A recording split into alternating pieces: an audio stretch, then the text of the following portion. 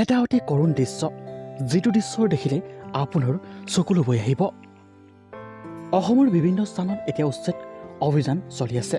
তাৰে কৰুণ দৃশ্য, এই ছাত্ৰীগৰাকীয়ে এইবাৰ মেট্ৰিক পৰীক্ষাৰ দিয়া কথা আছিল। সব মানে বহুত দিগদাৰী আৰু সেইখিনি কাৰণে প্ৰব্লেমবোৰ ফেচ কৰিবলগীয়া হৈছে। চবে বাহিৰতে আছিলে, কিতাপ পত্ৰবোৰ তিতি গ'ল, কোন ক'ত যাব ঠিকনা নাই এতিয়া। সেইকাৰণে আমি চবে কলেজলৈ ওলাইছিলোঁ, তেতিয়া এনেকৈ আহিলে। চৰকাৰে উচ্ছেদ অভিযানত এই ছাত্ৰীগৰাকীৰ ঘৰখন ভাগি পেলালে। পঢ়িবলৈ ঠাই নাই এতিয়া এই ছাত্ৰীগৰাকী কেনেদৰে অৱতীৰ্ণ হ'ব আহিবলগীয়া মেট্ৰিক পৰীক্ষাত।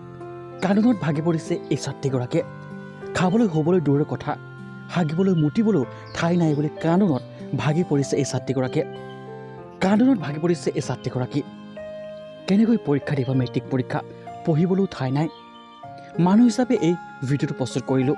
যদিও এওঁলোকে চৰকাৰী মাটিত আছিল, তথাপিও কিন্তু মানুহ হিচাপে মানুহক যদি আমি চিনি নাপাওঁ, তেনেহ'লে কাক চিনি পাম?